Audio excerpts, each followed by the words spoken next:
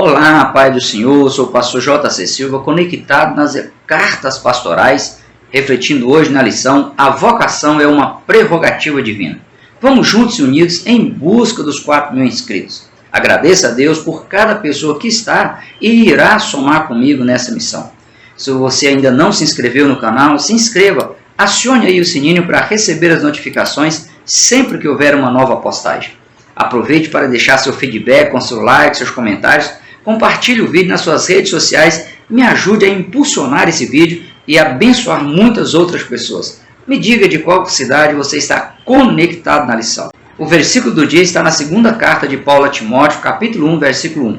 Paulo, apóstolo de Jesus Cristo, segundo o mandado de Deus, nosso Salvador, e do Senhor Jesus Cristo, esperança nossa. Na verdade aplicado, o pastor César Rosa, que comenta as lições nesse semestre, ele diz que o chamado é uma vocação ou uma orientação divina ao homem convertido para uma boa obra. O texto de referência está no primeiro livro do profeta Samuel, capítulo 16, versículos 1 a 12. Nesse texto está relatada a rejeição divina pelo rei Saul, tendo em vista seus atos de desobediência à vontade de Deus. Consta também a ordem divina ao profeta Samuel para ungir a Davi como rei de Israel no lugar do rei Saul. Por meio do profeta Jeremias, ao convidar seu povo a se converter da rebeldia, Deus disse: "Vos darei pastores segundo o meu coração, que vos apacentem com ciência e com inteligência." Se é pastor segundo o coração de Deus, mesmo que a escolha divina vá de encontro, confronte e exige mudança quanto às preferências pessoais egoístas, imorais, ímpias e profanas, cabe ao ser humano aceitar a escolha divina. Soberano supremo e conhecedor pleno da real necessidade do rebanho, somente Deus tem autonomia, autoridade e capacidade de escolher, chamar, comissionar e capacitar seus ministros para obras específicas. Já o ser humano, possuidor de um coração enganoso, tendencioso às práticas pecaminosas, com frequência o ser humano fracassa e se decepciona com as suas próprias escolhas, pois os desejos e os anseios do coração humano, contrários à vontade de Deus, interferem, ofuscam as reais necessidades, levam a pessoa a inverter valores e deixar em último plano o que de fato é importante. Por isso prejudica e destrói a qualidade da escolha humana. Quem for sábio ou buscar sabedoria divina, sempre deixará Deus dar a última palavra. O melhor nome que define a soberania de Deus é Yahvé Adonai, pois o classifica como ser absolutamente superior a tudo e a todos, supremo em todo o universo. A perfeição absoluta de Deus o coloca em um nível impossível de existir algo ou alguém, seja no mundo mineral, vegetal, material ou espiritual, que possa ao menos ser comparado com ele em domínio, em supremacia, em soberania. Ainda que alguém possa imaginar que as escolhas divinas sejam passíveis de imperfeição e por isso a rejeitem, se houver algo que dê errado, uma análise criteriosa, detalhada, ampla e honesta vai revelar que a falha foi humana e não de Deus. Há casos também em que a própria pessoa ela se autovocaciona a cumprir uma determinada missão, se diz vocacionada por Deus, mas Deus não teve ou não tem participação ou influência na sua decisão, como ocorreu em Jeremias capítulo 23, versículos 31 e 32, que diz: "Eis que eu sou contra os profetas, diz o Senhor, que usam de sua língua e dizem, ele disse. Eis que eu sou contra os que profetizam sonhos mentirosos, diz o Senhor, e os contam e fazem errar o meu povo com suas mentiras e com suas leviandades, pois eu não os enviei, nem lhes dei ordem, e não trouxeram proveito nenhum a este povo, diz o Senhor." Deus, em sua soberania, pode até permitir que fatos como este ocorram. No entanto, Deus sempre ele se manterá no controle de todas as situações e chamará para prestar contas quem se dispuser a falar em seu nome sem que ele tenha vocacionado. O ideal é que o cristão ele busque a vontade diretiva de Deus para a sua vida, evitando a vontade permissiva, pois a vontade permissiva de Deus é quando a pessoa insiste em uma direção errada, em fazer ou deixar de fazer algo contrariando a orientação de Deus. E Deus, por respeitar as escolhas humanas e por sua soberania não interferir na liberdade humana de escolher, Deus permite certas coisas mesmo não concordando com elas. O único detalhe é que será inevitável que a pessoa arque com as consequências de suas próprias escolhas, seja para o bem, seja para o mal. Vale observar aqui o exemplo do que aconteceu com Jesus, que se submeteu à vontade soberana de Deus. A vontade diretiva de Deus Pai era que o ser humano vivesse sem pecado, o que evitaria a necessidade de Jesus, o Deus Filho, ter que escolher pagar ou não o preço da redenção da humanidade. Deus Pai não obrigou Jesus a escolher consolidar em si o plano de redenção da humanidade. No entanto, a partir do momento que Jesus aceitou o desafio e se permitiu se tornar um ser humano comum para cumprir uma missão específica, a missão de redenção da humanidade, por escolher fazer a vontade soberana de Deus, Jesus teve que encarar a cruz no meu e também no seu lugar.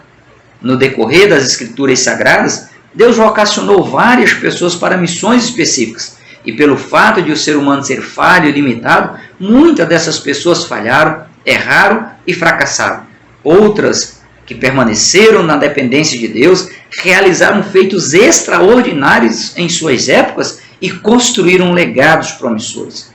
A soberania de Deus na chamada dos patriarcas é impressionante, pois no território de Canaã já haviam várias nações estabelecidas e estruturadas, sem contar outras grandes nações que já existiam na época.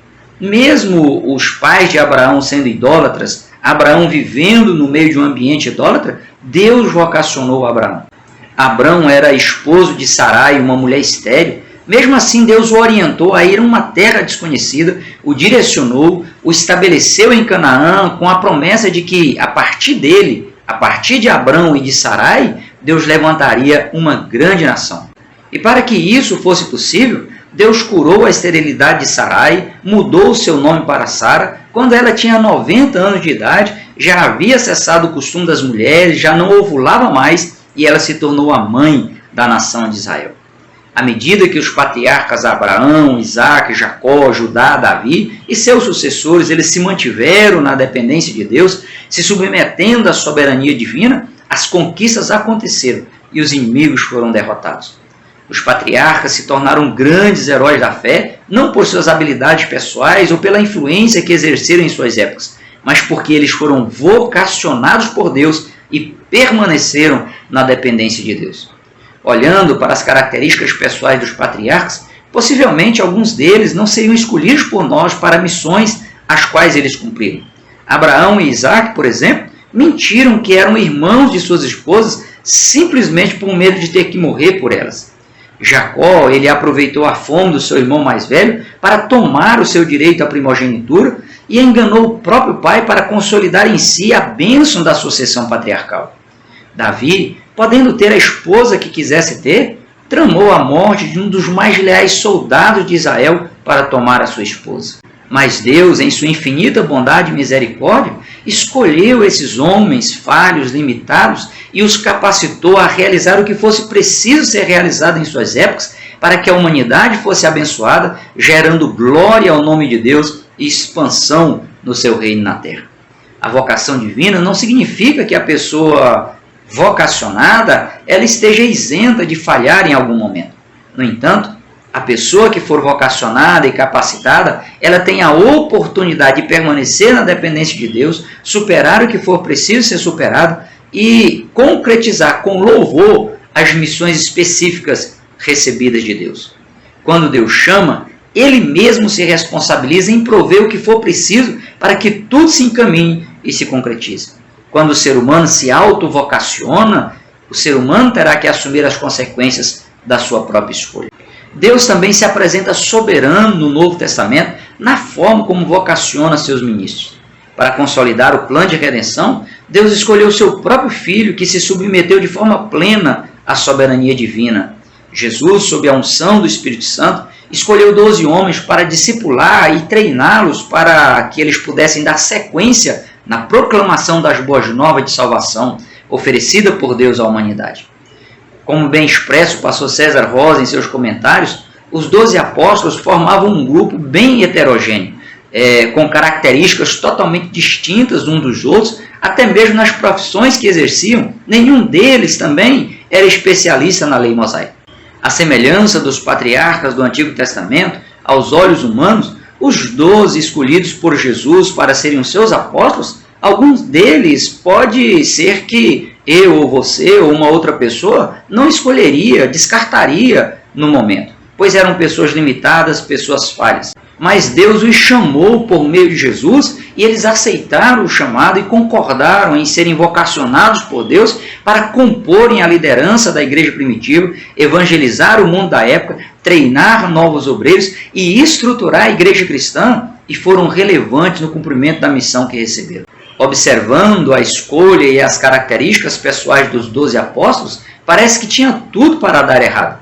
No entanto, Deus, na sua soberania, sempre se manteve no controle de todas as situações, e até quando Judas, que era o tesoureiro da equipe de Jesus, abandonou a missão, traiu Jesus e se desviou para a sua própria condenação, Deus vocacionou Matias como substituto de Judas na equipe apostólica. Ecoa aqui a fala de Deus por meio do profeta Samuel, em 1 Samuel capítulo 16, versículo 7, onde o Senhor disse a Samuel: não atentes para a sua aparência, nem para a altura da sua estatura, porque eu tenho rejeitado, porque o Senhor não vê como vê o homem, pois o homem vê o que está diante dos olhos, porém o Senhor olha para o coração. Vale ressaltar aqui que, pelo fato de o texto dizer que Deus olha para o coração, não significa que Deus esteja alheio às coisas aparentes que são vistas no exterior da pessoa. Através do coração humano, Deus também transforma o exterior humano. Vale observar também que a intelectualidade, nível social, beleza física e habilidades naturais desenvolvidas não impressionam a Deus, pois na medida em que os vocacionados por Deus eles se posicionarem em total dependência dele, as coisas acontecem de forma sobrenatural.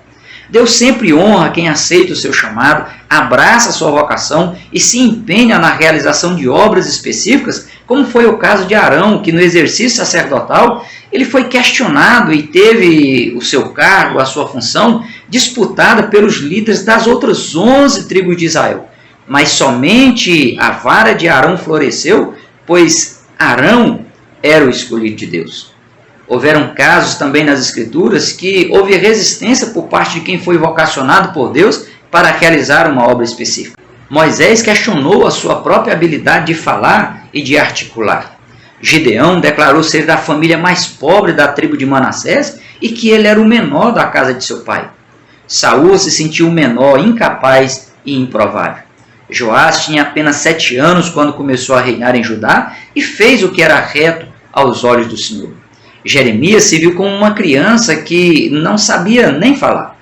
Paulo chegou a dizer que Cristo apareceu a ele como a um abortivo. No entanto, estes e tantos outros que foram chamados, vocacionados por Deus, pela ação soberana de Deus, se sentiram convictos da vocação que receberam, se empenharam ao máximo e foram instrumentos especiais nas mãos de Deus para abençoar a humanidade. Da mesma forma, Deus tem propósitos específicos para cada pessoa no universo. Cabe ao ser humano estar atento para perceber o chamado de Deus para a sua vida, aceitar e desejar concretizar grandes obras. No entanto, não basta desejar ser vocacionado por Deus, é preciso estar consciente da responsabilidade humana diante do chamado divino. Para o pastor João Colenda Lemos, ser chamado por Deus para uma obra específica é um dos maiores privilégios que um homem pode ter. Mas do tamanho do privilégio está a responsabilidade, pois o chamado divino pode gerar perseguições e às vezes coloca a pessoa em situações delicadas e até mesmo aflitivas. Porém, a vocação divina gera status social e também gera visibilidade dentro da igreja, no ambiente que a pessoa estiver inserida, promove respeito das pessoas e atrai a aproximação de todo tipo de pessoa. E junto com tudo isso vem o risco da vanglória, do desvio dos propósitos de Deus, tendo em vista que o ego humano sempre vai querer impor a ideia de autossuficiência e de prepotência. A orientação do sábio Salomão é: alegra-te, jovem, na tua mocidade. Alegre-se o teu coração nos dias da tua mocidade, e anda pelo caminho do teu coração e pela vista dos teus olhos. Sabe, porém, que por todas essas coisas te trará Deus a juízo. Afasta, pois, a ira do teu coração e remove da tua carne o mal. porque a adolescência e a juventude são vaidade, ou seja, são coisas passageiras. O apóstolo Paulo ele complementa dizendo: rogo-vos, pois, eu, preso do Senhor, que andeis como é digno da vocação com que fostes chamados, com toda humildade e mansidão, com longanimidade, suportando-vos uns aos outros em amor, procurando guardar a unidade do Espírito pelo vínculo da paz. O pastor César Rosa ele pondera em seus comentários que quem renunciar aos projetos de Deus, rejeitar a sua vocação, terá que arcar com as consequências de sua escolha pessoal, que é intransferível. Caso haja alguma dúvida quanto ao chamado e à vocação soberana de Deus para a sua vida, peça ajuda ao Espírito Santo para que você possa entender melhor a vontade de Deus para si. Saiba que os projetos humanos são falíveis, podem levar a pessoa a percas irreparáveis, tanto no mundo material quanto no mundo espiritual. Já os projetos de Deus, eles são perfeitos. E mesmo que haja percas materiais, percas humanas, é o próprio Deus quem se encarrega de prover o que for necessário para o sucesso absoluto da missão e para que a pessoa fique no lucro. Também é verdade que a vocação divina para a vida humana exige uma vida de renúncia, pois a natureza humana, que é tendente ao pecado, ela sempre vai querer se impor e levar a pessoa a se afastar das orientações divinas, provocar ruptura na comunhão com Deus e impedir a efetivação dos projetos de Deus para a pessoa e através da pessoa. Como exemplo, o pastor César Rosa ele cita em seus comentários o caso de Moisés, que foi criado no palácio de Faraó, estava na linha sucessora de Faraó, por isso foi instruído em toda a ciência do Egito. Mas chegou um momento que Moisés teve que escolher ser chamado filho da filha de Faraó, desfrutar de todo tipo de gozo momentâneo que o pecado oferece, que a posição de governador do Egito oferecia, ou então renunciar tudo e chegar a ser maltratado juntamente com o povo de Deus. Por ter renunciado o gozo do pecado e preferido permanecer no centro da vontade de Deus para a sua vida, Deus o transformou no libertador do povo hebreu do cativeiro egípcio, em legislador e também em profeta. Moisés teve tanta intimidade com Deus que o próprio Deus, ao defendê-lo dos ataques de Miriam e Arão, Deus disse: ouvi agora as minhas palavras. Se entre vós houver profeta, eu, o Senhor, em visão a ele me farei conhecer, ou em sonho falarei com ele. Não é assim com meu servo Moisés, que é fiel em toda a minha casa. Boca a boca falo com ele, e de vista e não por figuras, pois ele vê a semelhança do Senhor. Por que, pois, não tivestes temor de falar contra o meu servo, contra Moisés? A vida de Moisés retrata bem o estilo de vida de uma pessoa que entende os projetos de Deus para si, que tira a sandália dos pés para experimentar diretamente em si o sobrenatural de Deus onde ele estiver e se curva diante da soberania divina.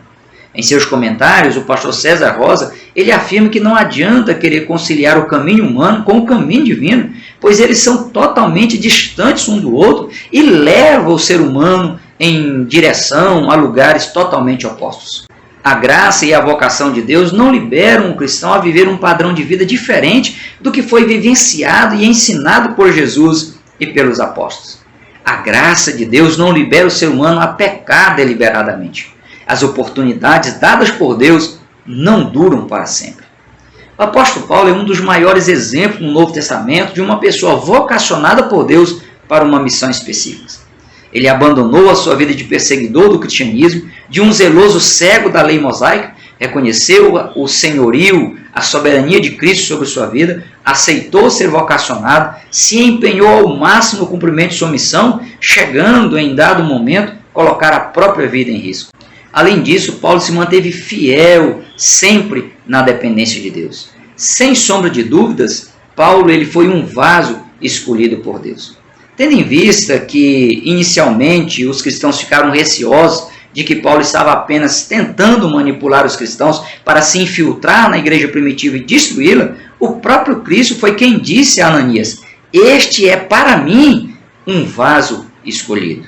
Para Deus não importava quem Paulo havia sido no passado, mas o seu coração quebrantado e disposto a realizar um grande trabalho para promover o reino de Deus na terra, estruturar a igreja primitiva e se tornar um importante referencial, um exemplo a ser imitado, pois ele imitava a Cristo.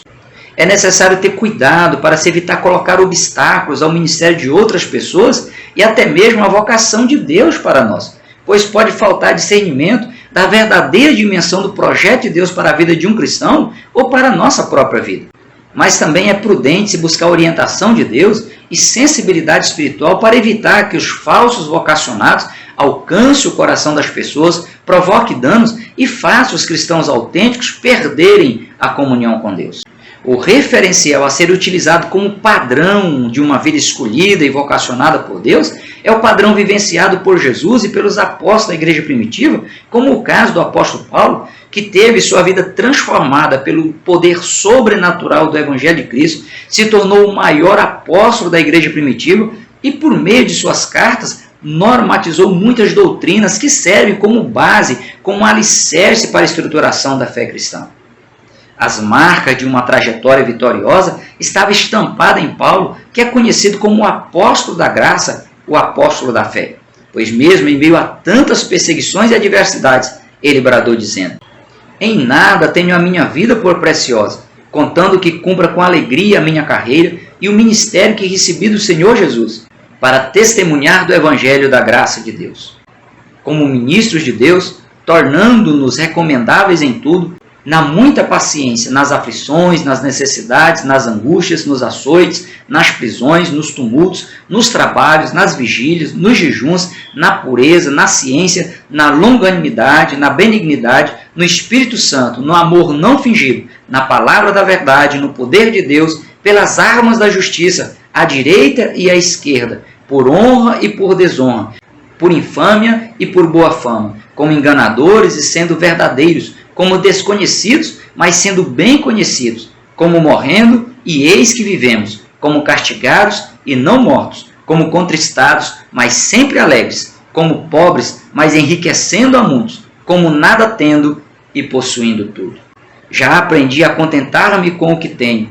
Sei estar abatido e sei também ter abundância. Em toda maneira e em todas as coisas estou instruído, tanto a ter fartura como a ter fome, tanto a ter abundância como a padecer necessidade. Posso todas as coisas naquele que me fortalece. Combati o bom combate, acabei a carreira, guardei a fé. Desde agora a coroa da justiça me está guardada, a qual o Senhor, justo juiz, me dará naquele dia, e não somente a mim, mas também a todos os que amarem a sua vinda. Paulo, o vaso escolhido, vocacionado por Deus, viveu intensamente a sua vocação.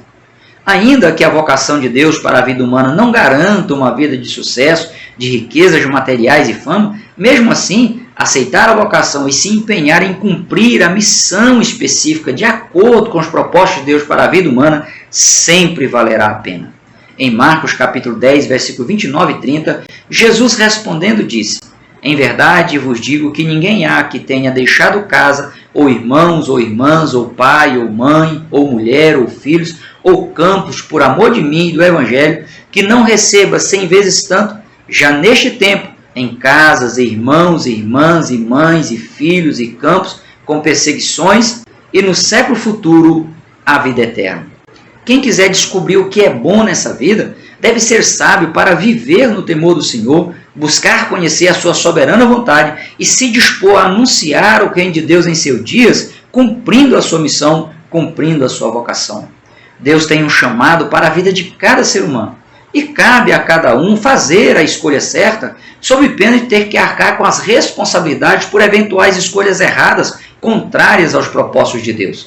Não basta se preparar para uma vida de conquistas seculares. É preciso estar atento à vocação divina para a sua vida e nunca se submeter à vocação por medo ou por receio de ser penalizado de alguma forma, caso a pessoa recue. Entenda de uma vez por todas que o chamado de Deus, a vocação de Deus, demanda uma resposta pessoal e intransferível. Na dependência de Deus, sob a direção do Espírito Santo, você conseguirá entender, aceitar para si a vocação divina e efetivá-la com unção e ousadia. Por hoje nós ficamos por aqui. Até o próximo encontro, se Deus quiser. Prossiga na paz do Senhor.